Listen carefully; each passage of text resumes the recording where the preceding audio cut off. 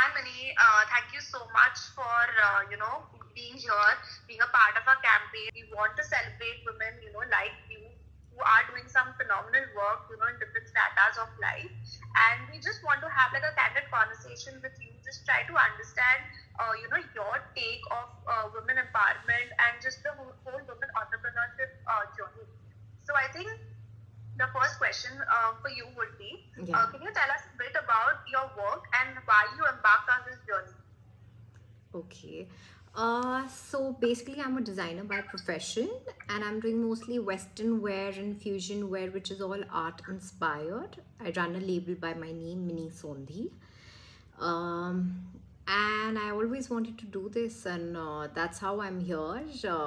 Though it took me some time, of course, to get onto this journey. I've been working for donkey years, but yeah, I started this label recently, only in 2019.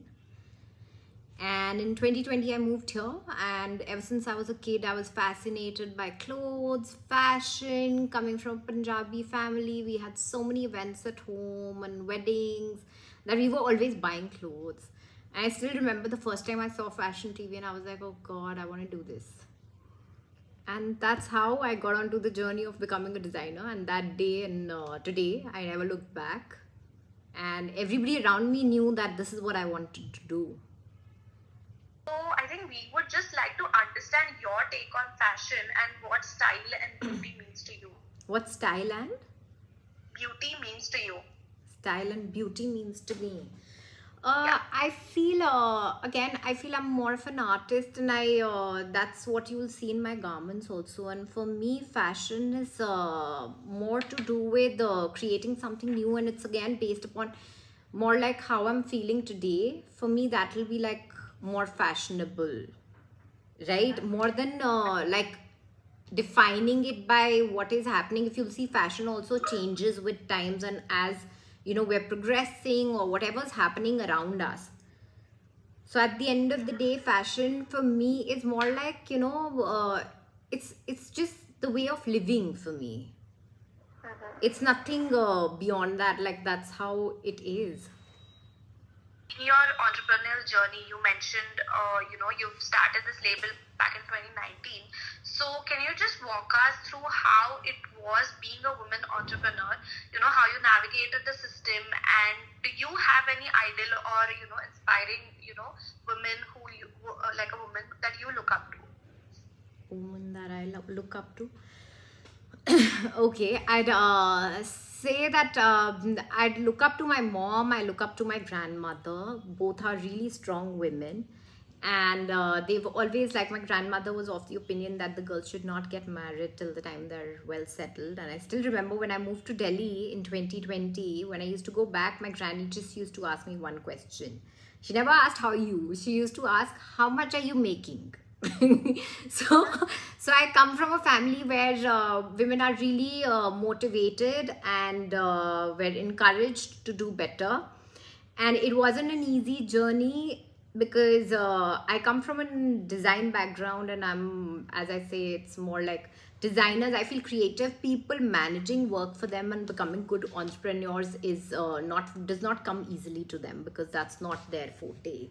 They're creative people. I had to work really hard, take up a couple of courses. I did not leave any seminar that I did not attend about how to run your business. Like, there were so many seminars that I attended by TAI. Then I took up some courses at MSMEX during the lockdown, because I thought that I'm not very well equipped with a lot of things that are required to be a good entrepreneur. So yeah, it's not been easy, but as a business person and as an entrepreneur, I feel it's an ongoing journey. You have to keep upgrading, keep learning. And today also, like, okay, that really helped me. I utilized it. And today again, I feel the need to learn more. So, you need to keep learning and progressing further and beyond, if you want to take your business way ahead. Yeah. So, can you tell us your tips and hacks that you, implement to strike a good work-life balance? To be very honest, I'm still struggling with it. But I feel at the end of the day, if you want to strike a work-life balance, it's very important. Time management and good organizational skills are very important. And the most important thing is to cut off. With designers and with social media coming up, there is no cut off, because people text you left, right, center, pp, price please, middle of the night, and trust me, those are the ones that convert like crazy. But you need to tell yourself that no, this is my me time. And yeah, that's how. And then you need to have a good set of friends, good set of girlfriends who will keep telling you that, you know, you need to take a break, darling, and are a motivation enough for you to leave and, you know, relax and go back to them, have a drink, enjoy your time and evening with them. I feel that is very important. Interesting, yeah, definitely. We all need to, you know, cut off once in a while. Yeah. We all need girlfriends. Yeah, who does that for us? Yeah. And trust me, that's the only way you can do it. A lot of times when I'm like really super caught up with work and I'd be dying also, they'll just tell me that, you know, take it easy. You need to give it a break. Like, even if you're not being able to do that, they'll help you do that. Definitely. I think this whole conversation just brought up the whole, idea about what we were talking yesterday, Pranjal, about collaboration over competition. Yes. So, what do you think, Mini, in terms of, in a field like design, Yeah. where there are, which is also empowered with a lot of women, and so what do you think about collaboration over competition? To be very honest, once one of my friends had told me something her boss had shared with her, that you know, at the end of the day, you will get what you deserve. And if you'll ask me, I never see anybody. I have really good set of friends who are designers, be it guys, be it girls, and I do not see anybody as a competition, because, you know, eventually after a point of time, it's like more about, and that's what I felt with myself at least. I feel I'm constantly competing with my own self, which is more of a struggle for me than to look at other people, what they're doing. And once I had also read this one interview of Wendell Rodrigues, wherein he said that I never look at what other people do, you know. That really stuck by me, and till date I don't look at what other people do, so I don't see them as competition. And he said it because he said that if you like something, it might just stick by you, and you might get inspired by it sometime or the other. So to avoid that, I don't look at what others are doing. I'm very happy doing my own thing, and I have a great set of designer friends. We're always suggesting helping each other with a lot of things, or suggesting them that, you know, oh, you should try this, or you should run it this way, or you need to do this, or, you know, whatever, like helping each other out with things. And I feel that's the way ahead, because if you see, the new generation of designers are like that. They're very helpful towards each other. There might be just a few who are like the ones who are competing. It's mostly, I don't know, I still have to come across people who are like that. So yeah, I don't believe in competition. I feel competition should always be healthy. And it's great to take, like, a lot of times, like, my friends have given me some really good advice. I've given them some really good advice, which has worked for, like, us. And yeah, so that's how it is. And I feel that's how it should be. It should never be like competing. I feel if you're a good designer, the competition is about outdoing your own self, and not outdoing what the other person is doing, because that's not your forte. Absolutely. Absolutely. So, the next question we would like to ask you is, what are your thoughts about, unrealistic beauty standards set by the society for women, and how can impressionable women not fall prey to the same? I feel confident women do not fall prey for it at all.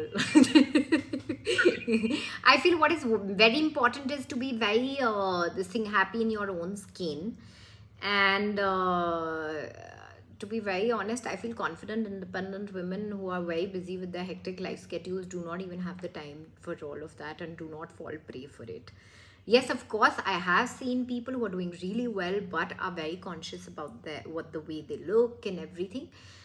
But I feel we're all born with a certain flaw or something good about us, and that's how it should be. And it's the inner beauty that counts more than the outer beauty. The simpler, the better, I feel. Yeah, definitely. So I think you said it, rightly. Being confident in your own skin is so very important, and that is exactly what our campaign is also revolved around. Being a skincare brand.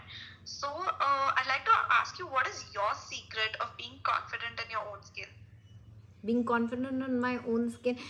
Um, well, there's no secret. I feel it's all about how you're raised. I was raised in a very secure and happy environment, and I feel that really makes a difference. And also, the kind of see in India at least, we're really like there's a lot of social stigma around how you look or what you're wearing or whatever, but all these things do not matter at the end of the day. I feel it all comes from if you're happy with what you're doing and how you're living, if you're happy with your life, I guess more or less you'll be happy with who you are and how you are. Yeah, definitely. That's where my confidence, and rest my confidence comes from my family. I feel I was raised like that. Like I'm like a lot of times I tell my mom that you praised us a little too much. The world outside is not like that. So yeah. Yeah, definitely. So, any last thoughts on the Women's Day is coming up, and Yeah. How do you think society can do better towards women? How can society can do better? I feel more than society, it's the women who need to do better for themselves. And by that I mean that women need to empower and encourage women for a better future for women more than anything else. If we help each other, we will definitely go a long way. That's what I Definitely. feel. Well put. Yeah, so I think pretty much we have, what we wanted. We wanted to keep it short. I think just while parting, one thing, we were going through your collection, and Yeah. what really caught our eye was one of your recent collections, which is inspired by all these famous artists' work, right? Yeah. So can you just tell us a bit about that? So most of my work is inspired by various artists and their artworks, and but my recent collections inspired by my sister's artworks. So she had done these oil pastels back in the day, and as I say that most of my work is inspired by how I'm feeling and what I'm feeling like. It's like literally I'm the creation is, it's not just, it's like my emotions. The garment is not just a garment, but it's my emotion in the form of a garment. And the Tale of Two Sisters came out because it was like I really loved those drawings, and I was like, oh my god. And when I asked her, she was like, I made them thinking of finding calm in the chaos, and I was like, I'm trying to use all the chaos to find my calm now. So that's how I started making this collection. And this, again, like I said, that the competition is with your own self, and I had been doing a lot of wearable art and canvases, how I used to call them. This time I wanted to take it a notch higher and create more like installations, a little more sculptured sort of pieces. So I've picked up elements and from the paintings and then used them. And yeah, that's how it came about, and that's why I named it A Tale of Two Sisters. Yeah, sounds great. The collection looks great. We all of us really liked it. Thank Mini, you. I just wanted to ask you like one last question. Yeah. Because since you're in the fashion world, and the fashion world is so dominated by certain type of body types, and the models are supposed to look away, and slowly this narrative is changing with so much of inclusivity. Yeah. So what do you think will be the future of fashion? I don't, if you'll see today, the ramp is no more, does not have just the skinny models. We have all shapes and sizes. And I guess the future of fashion is going to be more acceptable towards all kinds of body types, and we're already seeing a change wherein people are not just making for a size 0, but and we just don't see a size 0, but we also see plus sizes on the ramp. And so yeah, the future is going to be crazy, and it's not going to limit women to a size 0 or put them in a box that you need to be a certain size. So I feel it's going to be, fashion today is for everybody, all shapes and sizes. So we in no way would want to, and I don't think fashion in any way would promote people being a size 0 or something. Like, we would not, like, people are really talking about it and everybody is saying, and we should not put people in boxes. Absolutely. As designers are the drivers of this whole narrative, because they are getting models that are, with certain kind of conditions, not of the same body type, onto the ramp for their collections. So, in a way that every part of life is, just respecting the art. True. True, that's there, that you see. And I feel that is something very great, that even the industry is not promoting a size 0 and everybody is welcomed. I still remember how much that Miss India, who was from Chandigarh, was trolled after she had put on weight. I've forgotten her name, but she was really trolled because she had put on weight after post the competition. And but I feel it's just fine, the way you look at the confidence she carried herself with, and it was just amazing. Absolutely. It's as you spoke, that you should be confident in your skin, confident in yourself. Yeah. That's what should matter. True. Great. And whatever yeah. Sorry. I was saying the other day I had a word with Mehak regarding this, only about the brand and what you guys are doing, and whatever she told me I feel is very impressive, because I feel women these days don't have the time. Yeah, that's true. Yeah, that's exactly what we're trying to tackle. Yeah, like, use less products, even from the sustainability point of view. Skin minimalism is the way forward. Like, this consumerist society will, keep pushing you 10 and 20 products, Yeah. But I think it's important to, just reflect. True. I totally agree. Nini told me that she doesn't have a routine. I'm very lazy. So do you we would actually would like to know that as well. Yeah, I just do a morning regime, that's it. I'm not the kind who goes back home. I'm not the kind who after a party also remove my makeup. I'm too exhausted. I'll just pass out and I'll just be like interested in sleeping. So I'm very lazy when it comes to like managing. Like, even when it comes to makeup, like I always had this one thing that I need one product. I just apply it and it's good to go. It should be like closest to my skin. That's it. Nothing beyond that. It should not look like, I don't want to look like the fair cow of India. What is your skincare hack then to looking so young all the time? Looking so young? I stay happy. I laugh a lot. I have a lot of inherited energy by my mom, and initially I used to do yoga. Ever since I've moved to Delhi, it's just become like once in a while. But other than that, I feel if you're happy, there can be nothing beyond that. If you're happy, you'll radiate that on your face. That's so beautiful. You are spreading happiness, and I think we are also going to stay young forever now. So yeah. What is your creative process like? My creative process is very all over the place. Like, I'll draw anywhere. Something comes to my mind, I'll just start drawing. And once you get into the process, then it's like, then there's times that you need to tell yourself, okay, enough. Like, So I start with, like, the moment a thought comes to me, okay, I put it into it immediately. I'll get onto it, start getting the things done. Okay, if there's a cut, I'll just make the pattern straight away because I don't have the patience.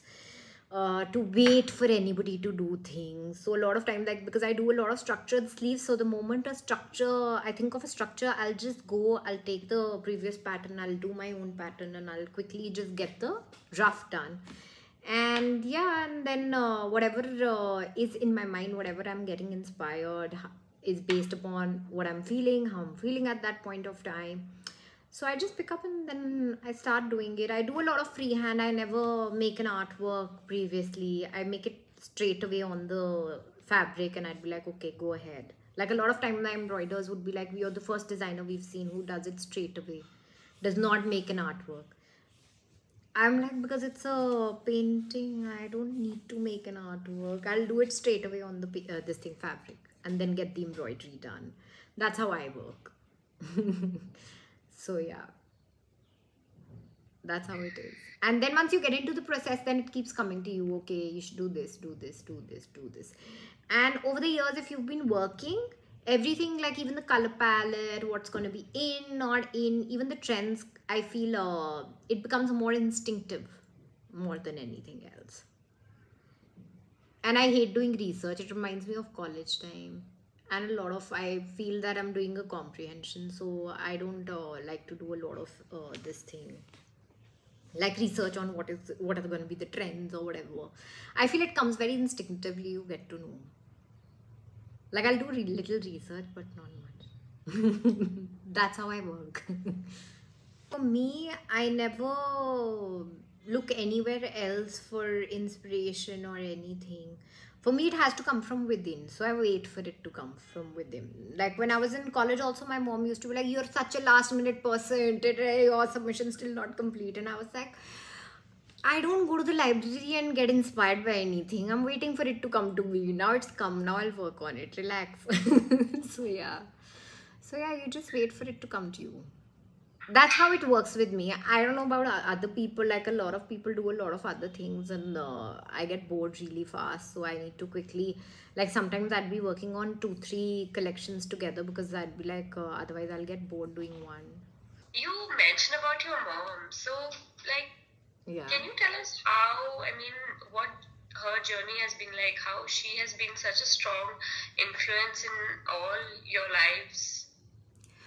So my mom, she's been a housewife, but she's done a lot of, she adorns a lot of feathers in her hat because she's currently, she runs, she's won a lot of medals, she does trekking. And one thing I really learned from her was that even though she was a housewife, she was also going to our store. My dad had a furniture store. So she used to go to the office at times. She's always somehow managed to do what she wanted to do and, you know, pursue everything. Like she did major part of her studies. She completed post her marriage. And of course, my grandparents were very encouraging. Like my grandmother today also is very encouraging and feels very proud every time she wins. And then she did astrology. Then she's now wants to study psychology and like managing 3 kids simultaneously and a mother-in-law. So there was this one period in our times wherein everybody required her attention. Like I was in my final year, my sister was joining her job, and my brother was young, my granny was going through a tough phase. So I always saw her this pillar of strength who could just manage everything and all of us. Like I feel our house cannot be run without her being present. To manage all of us, she has to be there. So yeah, so I've always seen her as a strong person who always did what she wanted to do. And I'd also say, if you look back in the day, it was a different, I feel it's very important to have a great partner also. And I'd also give the credit to my dad that he was always so supportive, that even today he's so supportive. He's never in his life, like my mom never had to, it was never, they had a relationship wherein everybody was, it was like a free will thing. Live and let live. Do whatever you want to do. Like both of them were like very, this thing. Like there was no, like my mother was not restrained with anything. Like my dad rather would encourage her. Okay, you want to do this? Okay, let's do this. Okay, you want to do this? Okay, let's do this. So it was always like that. So like how it's behind every man there's a woman, I feel behind every woman also there's a man. So my dad always encouraged her, and my granny also she's been a teacher and she's been a principal, she was running schools. So yeah, she was also very progressive, and that's how it is. Mehak, do you have any more questions for her? No, actually, we went way beyond our questions, Minnie. I just started talking so many other things. Yeah, we were so interested in your journey that we just wanted to know more.